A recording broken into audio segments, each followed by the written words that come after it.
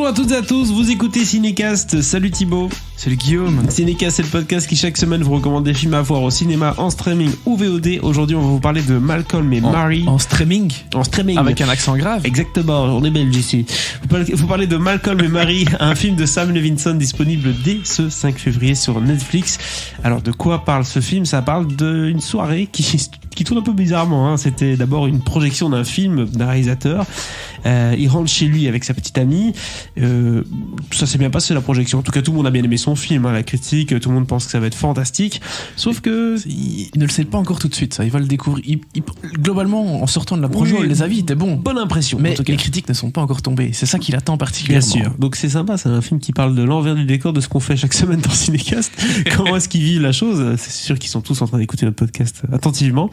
Bref, en tout cas, il rentre chez lui avec sa femme après cette soirée-là qui s'est plutôt bien passée. Sa copine. Ils ne sont pas mariés. Ils ne sont pas mariés. C'est important. C'est presque un couple marié, on a l'impression en tout cas.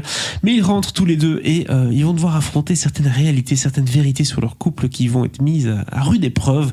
Donc ça va être un peu un beau petit clash. Au casting, on retrouve John David Washington et Zendaya. Alors faut-il voir Malcolm et Marie ? Et pourquoi ? On vous dit ça après un extrait de la bande-annonce. Tu es de loin la femme la plus insupportable, la plus difficile, la plus obstinée et odieuse que j'ai jamais rencontrée.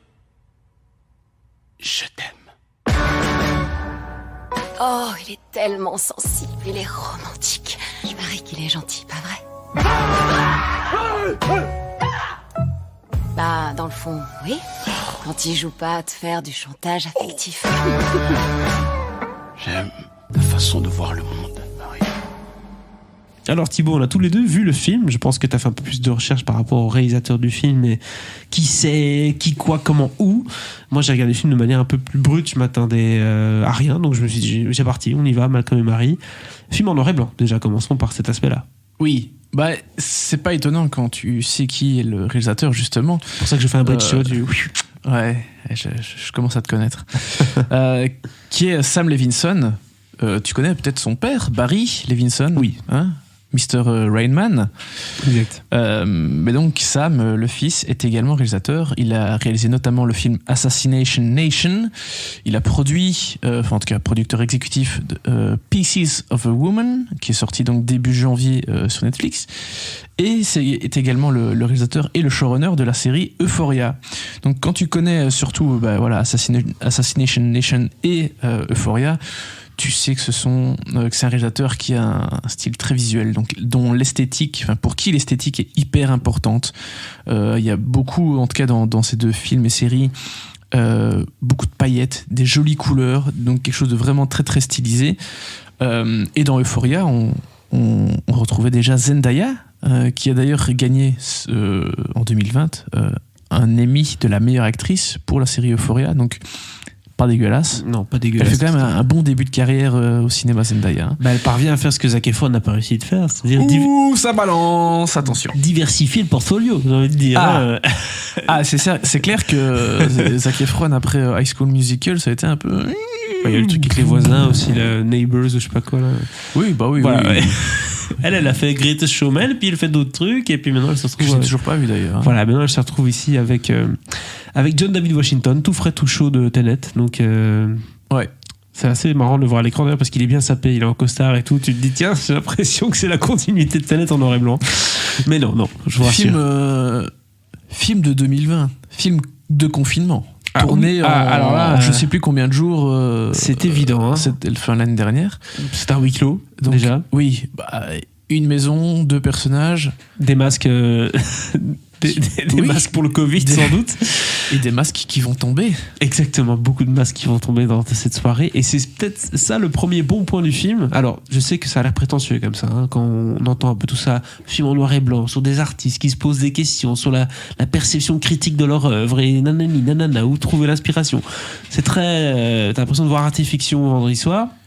Donc je peux comprendre que ça refroidit, en tout cas moi au début ça m'a pas refroidi, mais il faut quand même avouer que derrière tous ces côtés un peu strass paillettes, comme tu l'as dit, le film très esthétique, il y a une belle introspection sur le couple.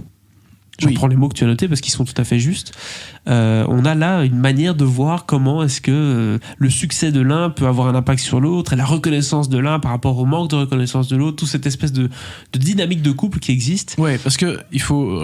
Alors, c'est une partie, c'est pas vraiment un spoil, mais on va dire que le film qui a réalisé le personnage joué par John David Washington est inspiré, et ça il l'avoue à demi-mot, mais en tout cas c'est comme ça que le personnage de Zendaya le ressent, est inspiré par sa vie à elle, et Oui. lors de la première, il a oublié de la remercier. Alors tu marques pas beaucoup de points, mon vieux.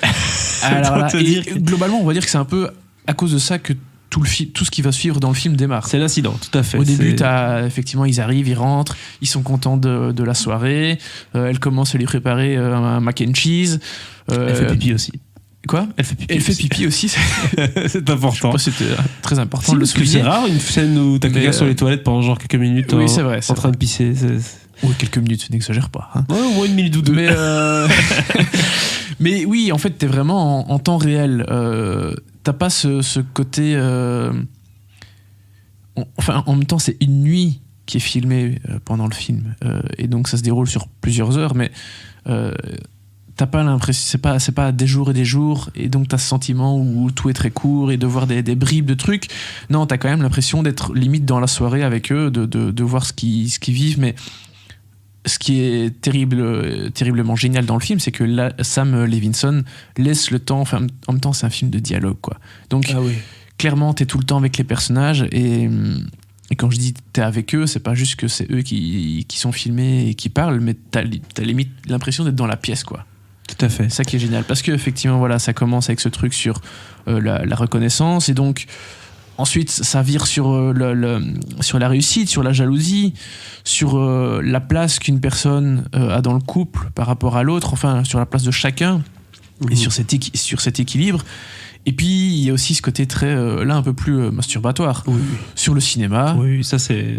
Parce que au moment où la fameuse critique du LA Times, qui est quand même pas un magazine qui a super bonne réputation dans le cinéma, on va pas se mentir, il y a d'excellentes critiques, mais en général le LA Times c'est pas la référence absolue.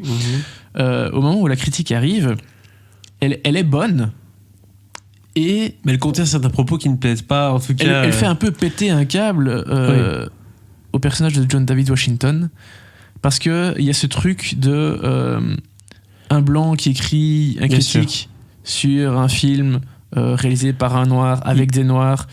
Il va toujours expliquer que c'est un film de noir, entre guillemets. Enfin, Ouais. tu vois ce que je veux dire. Il va Il va mettre l'étiquette film de noir sur tout, alors que Exact. c'est pas forcément le sujet. Tout à fait. Ce qui est est d'autant vrai. plus ironique, parce Oui. que le réalisateur de Malcolm and Marie est blanc lui-même. Oui, Et donc il y a un truc vraiment un peu paradoxal comme ça, dans cette espèce d'inception, de mise en C'est une abîme de critique. un peu particulière. Mais c'est totalement vrai, hein, cela Oui, dit. ah bah, bien sûr. Même on est coupable de ça parfois. C'est vrai Certainement. que c'est pas évident toujours de parler d'un film sans avoir un peu de jugement à un moment donné qui arrive Ouais. dedans et qui, voilà, qui. Et au-delà de ça, il y a aussi la question de l'intellectualisation des films par les critiques. Bien sûr. Tu parles à des réalisateurs, quasi systématiquement, au moins une fois, ils ont eu un critique qui voyait des choses dans le film. Il dit oui, c'est ça que le réalisateur a voulu Oui. dire, ceci, cela. Et Votre puis- relation avec votre père n'était pas bonne. hein, Et tout en à l'heure. fait, Bah, les mecs, non, ils n'y avaient pas spécialement pensé. Exact. Tu vois. Bon, après, c'est positif et négatif. C'est-à-dire que. chacun en vrai, interprète comme il veut. c'est ça, chacun interprète le film comme il veut.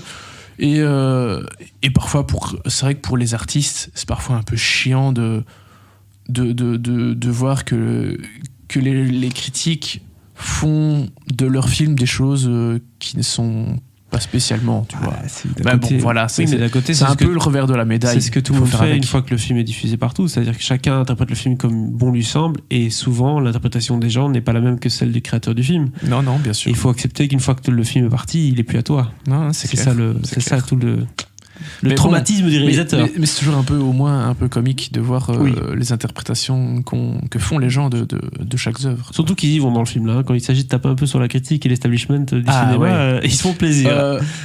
Il y a la blinde de name dropping. Hein. Ah oui, Barry oui. Jenkins, il le cite 14 fois. 14 fois. Ouais. Donc j'exagère un peu. Spike Lee aussi, ce qui est Bah, il- encore plus il comique. parle même vu du Lego que Movie, tu vois, John surtout. David Washington Ouais. a tourné avec Spike Lee. Mhm. Il parle de Lego Movie aussi, exactement. Mais voilà, en fait, c'est un film, c'est bien de le voir si t'es quand même un peu dans le milieu. Ouais, ça, je suis d'accord. Un peu dans le milieu où tu connais un petit peu le monde du cinéma. Faut que ça t'intéresse. Au moins quelques noms. Ouais. Parce qu'effectivement, tu peux. Je vais pas dire être largué, mais tu vas faire.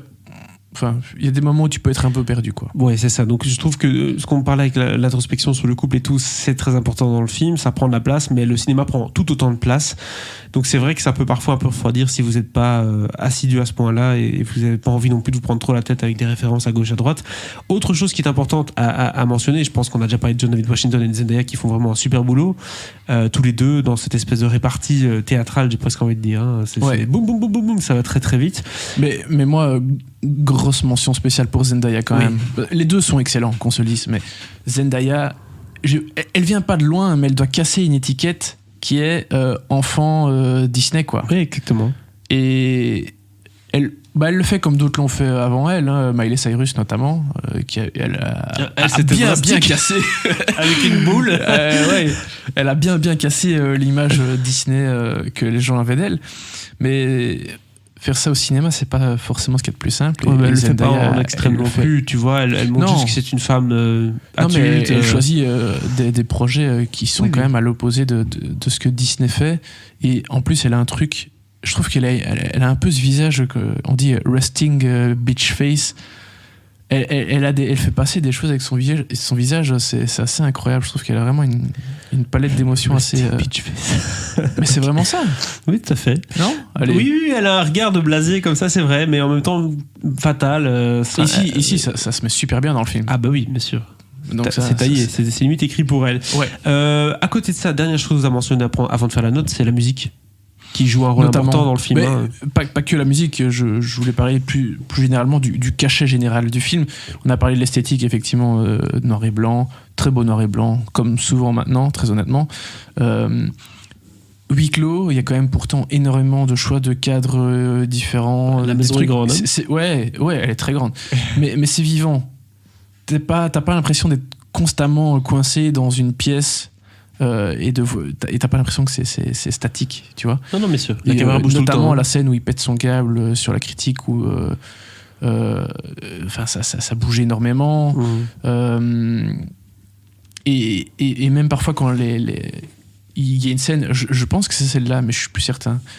Le personnage de Zendaya est couché sur un canapé et lui il est au fond en train de rager. Je crois bien que c'est celle-là.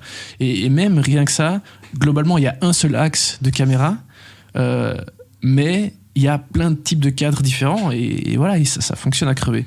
Mais on en vient à la musique. Moi j'écoute les morceaux de la BO quasi en boucle depuis quelques jours.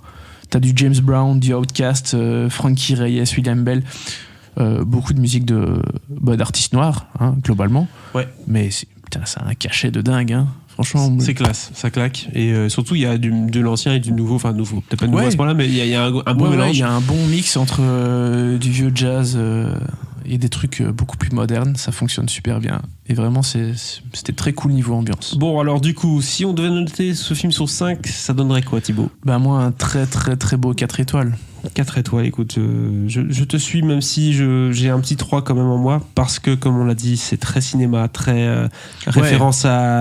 Enfin, d'une certaine façon, pour public averti. Exactement. C'est pas pour monsieur et madame tout le monde, ça c'est sûr. Voilà qui conclut du coup cet épisode consacré à Malcolm et Marie, disponible dès ce 5 février sur Netflix. N'hésitez pas à partager votre avis sur ce film dans les commentaires, et si c'est pas déjà fait, à vous abonner au podcast sur la plateforme de votre choix. À très vite pour de nouvelles recommandations.